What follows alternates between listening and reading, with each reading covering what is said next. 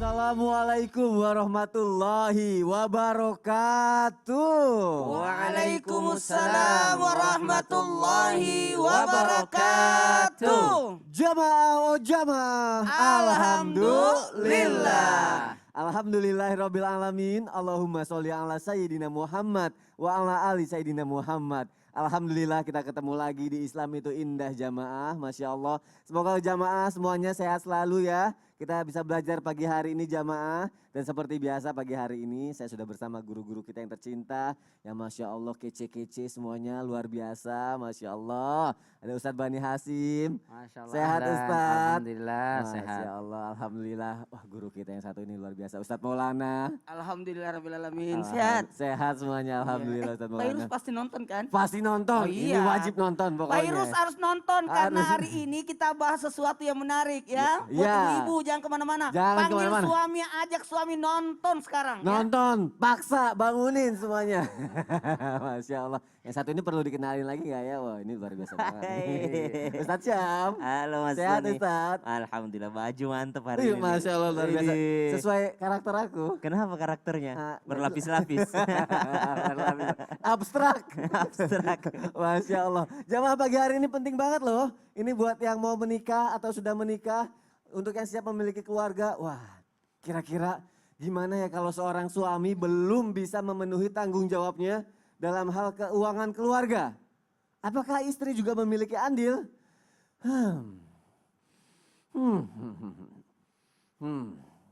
Itu banyak artinya tuh aku kalau kayak gitu tuh. Ya. Kita aja di sini nggak ngerti. Gak ngerti kan? Apalagi jamaah di rumah. Apalagi jamaah yang ada di rumah. Nanti biar lebih paham nih ya. Nanti aku jelasin kenapa harus. Kita bahas aja dalam tema kita. Keuangan keluarga, tanggung jawab siapa?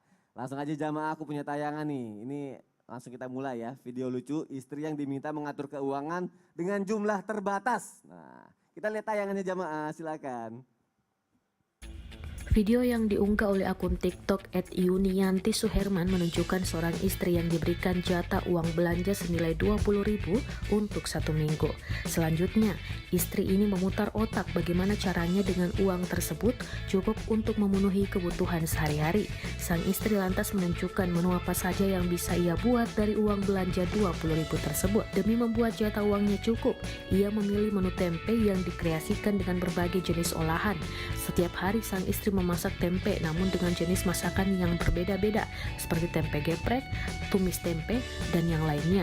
Selain uang belanja 20.000 untuk makan 1 minggu, @yunianti Suherman juga membuat konten lain seperti uang jatah make up senilai 20.000. Bagus, bagus loh, itu bisa loh. Virus itu bisa loh, kamu juga harus bisa loh sayang. Kamu harus lebih kreatif lagi. Memang Sony mau tempe terus tiap hari nggak bosan. Iya juga sih. Setahun tempe terus, Iya 20.000 seminggu ya Allah. Mungkin bisa diganti menjadi tahu seminggu. Enggak ya? Oke jamaah ini istri nih kalau mengatur keuangan kayak gini nih. Makanya banyak yang bilang kalau misalnya urusan rumah tangga keuangan kasih istri aja. Suami nggak usah ikut campur. Tapi ada suami yang berdalih, jangan suami aja istri nanti boros belanja mulu gitu kan. Jamaah pasti bingung kan siapa sebenarnya yang harus mengatur, yang terbaik siapa? Kita tanya sama Ustadz Ahmad Bani Hasim. Sebenarnya siapa Ustadz? Masya Allah. Mohon izin Ustaz. Silakan, Maulana, Ustaz. Guruku Ustaz Syam. Bismillahirrahmanirrahim. Assalamualaikum warahmatullahi wabarakatuh. Waalaikumsalam warahmatullahi wabarakatuh. Alhamdulillah wassalatu wassalamu ala Rasulillah wa ala alihi wa ashabihi wa mawalah. La haula wa la quwata illa billah. Para pemirsa, Islam itu indah dimanapun berada. Alhamdulillah di pagi yang mulia ini mudah-mudahan Allah curahkan rahmatnya kepada kita semua. Kita selalu dalam penjagaan Allah, disehatkan baik fisiknya maupun kantongnya insya Allah. Amin. Kencang benar ya kantongnya ya? Kencang banget ya. Refleks Ustadz maaf. Terkait keuangan keluarga, siapa yang kelola? Istri atau suami? Suami atau istri? Masya Allah. Sebetulnya hadirin yang dirahmati oleh Allah Subhanahu wa taala, dalam agama kita itu hubungan suami dengan istri itu adalah ta'awun wa takaful, saling membantu dan saling melengkapi dengan dasar dan landasan saling percaya. Maka dalam agama kita tidak ada kemestian dan kewajiban istrikah yang harus memegang dan memanage keuangan keluarga atau sebaliknya yaitu suami. Tidak ada. Ya. Boleh seorang suami menyerahkan seluruh hartanya, pendapatannya, gajinya, bahkan kalau perlu ATM-ATM-nya. Plus dengan passwordnya, suami nggak tahu. Boleh diserahkan kepada istri kita. Boleh. Dulu ketika Rasul Shallallahu Alaihi Wasallam berwasiat kepada anak dan menantunya, yaitu Fatimah dan juga Ali radhiyallahu anha wa ardahuma. Kata Rasul Shallallahu Alaihi Wasallam, wahai Ali, kewajibanmu adalah mencari nafkah. Wahai Aisyah, kewajibanmu adalah menjaga, mengurus keuangan atau harta dari pendapatan suamimu. Nah, berarti boleh. Selama istri kita mampu dan amanah, maka boleh, silakan, nggak apa-apa, nggak masalah. Nah. Tapi juga tidak berdosa jika sang suami yang mengelola keuangan, tidak berdosa. Boleh. Nah. Dulu Hindun bintu Utbah datang kepada Rasul Shallallahu Alaihi Wasallam, ya Rasul, suami saya Abu Sufyan ini pelit, medit bin koret. Ngasihnya tadi berapa? 20.000 tadi ya, masya Allah. Sedikit sekali, kurang untuk kebutuhan keluarga. Boleh enggak ya Rasul? Saya ambil tanpa sepengetahuan dia. Kata Rasul Shallallahu Alaihi Wasallam, khudhi ma yakfiki wa waladiki bil ma'ruf. Ambillah yang mencukupi kebutuhanmu dan kebutuhan anak-anakmu. Rasul nggak bilang ambil aja semua tuh, laki nggak benar tuh, nggak beres tuh, ambil aja semua. Nggak bisa itu jadi suami, megang uang, ambil aja kamu yang mengurus. Rasul nggak mengatakan begitu. Tapi Rasul katakan ambillah yang cukup untukmu dan untuk kebutuhan anakmu. Artinya tidak ada keharusan seorang istri mengelola semua harta suaminya. Nggak ada kewajiban. Ya. Jadi boleh Ustaz, boleh. Suami bahkan kata Abu Zahra dalam fikih kontemporer, bahkan boleh seorang suami ketika dia memiliki pendapatan yang cukup, begitu dia sudah menafkahi istrinya, diberikan kebutuhan sandangnya, pangannya, tempat tinggalnya, pakaiannya, makanannya, zakat malnya, zakat molnya dikasih, maka sisanya itu menjadi hak suami secara mutlak. Bahkan boleh seorang suami merahasiakan sisanya tanpa diberitahukan kepada seorang istri. Boleh tuh Mas Soni. Ini cuma segini, yang penting kamu sudah dapat sisanya. Boleh, tapi dengan syarat tidak untuk menipu. Disimpan, nggak dikasih tahu. Istri taunya pendapatan segitu aja. Ternyata, nauzubillah min dzalik, begitu meninggal sang suaminya, ada sepucuk surat. Istriku, sebelum aku meninggalkanmu dari dunia fana ini, aku telah tinggalkan untukmu apartemen di sana. Tanah di sana. Enak gak kira-kira begitu Ustaz ya? Enak. Wah, Masya Allah. Boleh. Ya. Sebagaimana ketika seorang istri, dia mendapatkan atau punya penghasilan, maka hak istri itu. Ya. Untuk mengelola hartanya dan tidak memberitahukan kepada suaminya. Kalau saya kasih tahu suami saya Ustadz, saya punya pendapatan sekian, habis sama dia diambil dipakai. Maka boleh seorang istri pun merahasiakan. Intinya seorang suami hartanya adalah untuk keluarga dan juga dirinya, sementara seorang istri itu adalah untuk dirinya sendiri. Allah alam bisawab. Masya Allah, Ustadz Bani terima kasih untuk penjelasannya. Habis kok ada yang bilang katanya uang suami, uang istri, uang istri gitu kan ya. Macam-macam lah ya temanya. Tapi paling nggak jamaah nih kita harus bisa jadi tim yang baik nih. Suami, istri mengatur keuangan, perencanaannya untuk sedekahnya, untuk investasinya, untuk dana daruratnya, untuk skincare istrinya. Masya Allah. Kita bahas lebih lanjut jamaah yang ada di rumah. Sekali lagi jazakallah khair Ustadz Bani Hasyim. Masya Allah. Terima kasih. Tapi aku juga pengen tahu sebenarnya nih katanya ada lagi nih. Aku pernah dengar nih, aku mau nanya sama Ustadz Maulana. Katanya ada orang tertentu ya Ustadz. Ya. Yang wajib diberikan nafkah keuangan oleh suami. Oke. Nah itu sasaran-sasarannya ya. Iya, siapa dan untuk apa? Aku mohon penjelasan Ustadz Maulana, silakan. Izin Ustadz Bani. Bismillahirrahmanirrahim. Assalamualaikum warahmatullahi wabarakatuh. Waalaikumsalam warahmatullahi wabarakatuh. Jamaah. Yeay. Yeay. Alhamdulillah. Alhamdulillahirrabbilalamin. Allahumma salli ala Sayyidina Muhammad wa ala Sayyidina Muhammad. Satu bentuk pujian dan rasa syukur kita hari ini 20 Jumadil Akhir 1442 Hijriah, berarti tinggal 69 hari menuju bulan suci Ramadan. Masya Tak Allah. terasa loh ini. Masya Allah, tabarakallah. Nah, buat kita nih, terima kasih banyak tim Islami Tinda yang mengangkat tema ini. Karena banyak konflik rumah tangga disebabkan masalah keuangan. Sekali lagi, masalah keuangan. Gimana nih kalau berbicara tentang nafkah? Nafkah ini sesuatu yang diberikan. Kepada siapa yang diberikan ini? Maka sebanyak Sasbani tadi sudah mengungkapkan ini dan itu dan ini. Sehingga orang bisa paham. Oh, ternyata nafkah itu bisa dipegang oleh istri, bisa dipegang oleh suami. Dan bisa ada yang disimpan juga. Itu bagus karena berdasarkan kesepakatan. Sekali lagi, karena tidak semua orang bisa memegang uang banyak. Ibaratnya keuangan, karena jangan sampai ada istri yang boros. Jadi bukan untuk menipu. Saya setuju banget, makasih banyak Sasbani. Jadi saya tinggal melanjutkan. Ternyata ada sasaran-sasaran nafkah. Siapa saja nafkah itu diberikan. Nafkah itu diberikan kepada yang pertama. Aturannya dulu ya. Yang pertama berurut. Sekali lagi berurut. Tolong dicatat. Yang pertama untuk diri sendiri dulu. Kebutuhan diri. Jadi suami itu kebutuhannya dulu baru diberikan kepada yang kedua. Siapa itu yang kedua? Jadi memberikan nafkah termasuk dirinya paling utama dulu. Jangan sampai justru dia tidak punya apa-apa. Kebutuhan aku ini apa, ini kebutuhanku. Sudah itu, maka yang kedua, kebutuhan siapa yang mau diberikan? Nafkah buat istri. Sekali buat istri, siapa itu istri? Istri kita. Ya, ikatan pernikahan. Oh, ikatan pernikahan. Apanya? Semua yang berada pada ikatan pernikahan. Kemudian nanti berurut pada siapa lagi? Kerabat. Siapa itu kerabat? Yang menjadi salah satu sebab kita harus memberikan orang-orang yang ada di sekitar kita. Termasuk orang yang satu atap dengan kita. Siapa yang satu atap dengan kita? Itu yang paling utama dulu. Cari yang di tempat ini. Nanti setelah itu lihat, lari ke ibu, ke saudara. Apalagi ada saudara yang belum punya pendapatan, masih kecil. Apalagi mohon maaf tanpa menggurui. Karena bisa jadi setelah kita menikahi sosok wanita, ternyata wanita ini menanggung ibunya. Menanggung saudaranya. Maka kita harus menanggung juga dia. Nah ini supaya tidak terlalu ribet, saya bagi 4 saja. Memang urutannya seperti itu. Untuk diri, untuk siapa lagi? Untuk istri.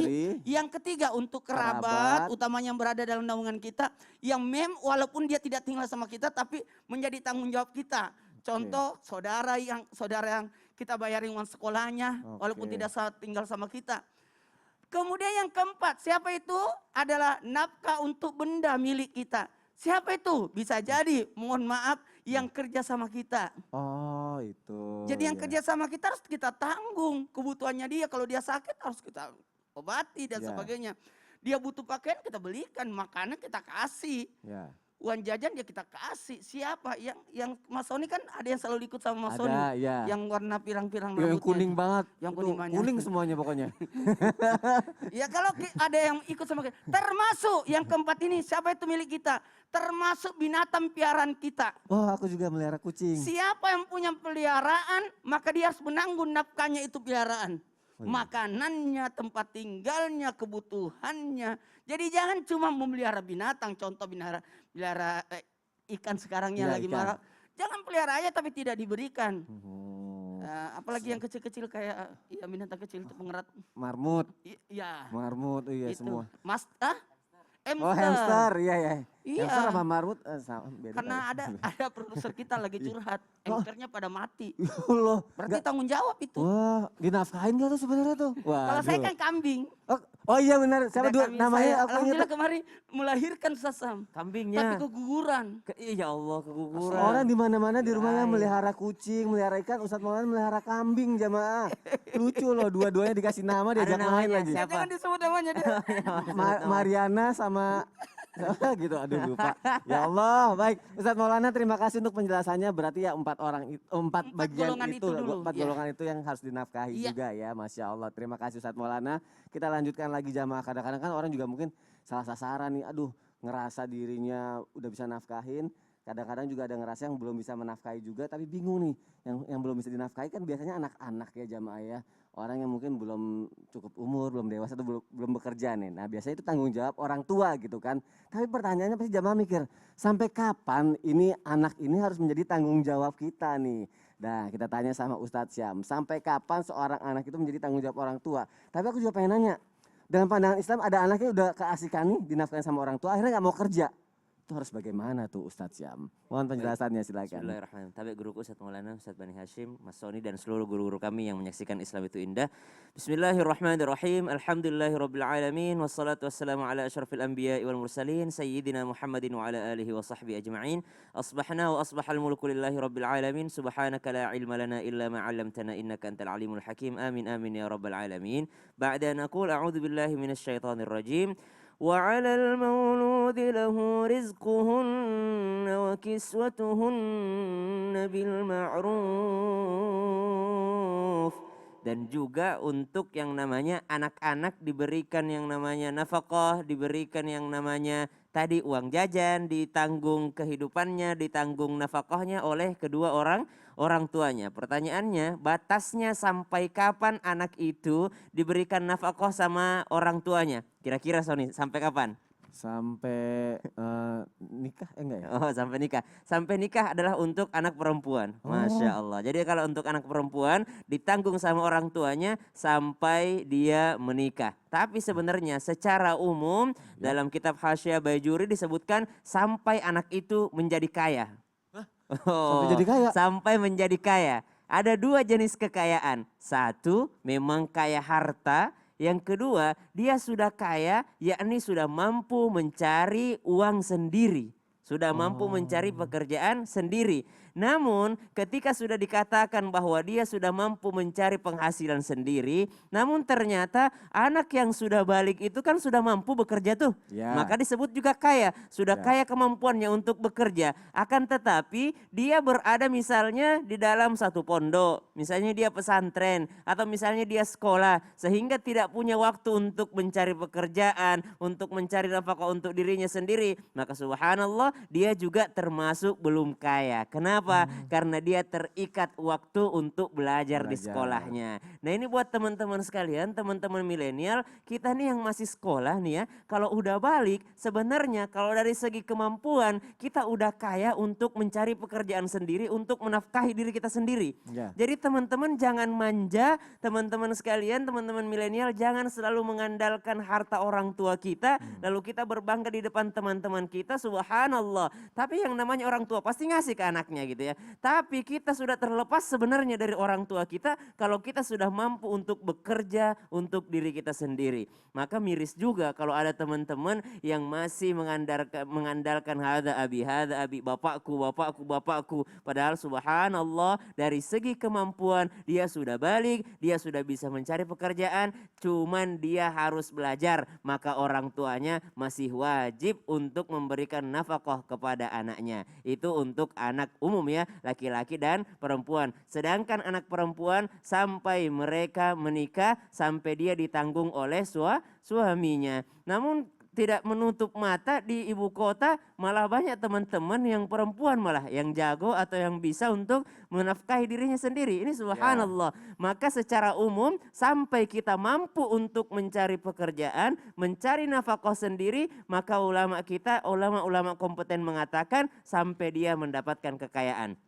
Nah itu udah kaya dalam segi kemampuan dan usia. Udah balik, udah mampu cari pekerjaan, itu udah kaya. Ada juga dia belum balik umurnya, tapi ternyata warisannya banyak. Wah. Ada juga yang belum balik tapi ternyata warisannya Warisannya banyak. Itu gimana? Misal orang tuanya, ayahnya sudah meninggal dunia. Ya. Siapakah yang menafkahi dia?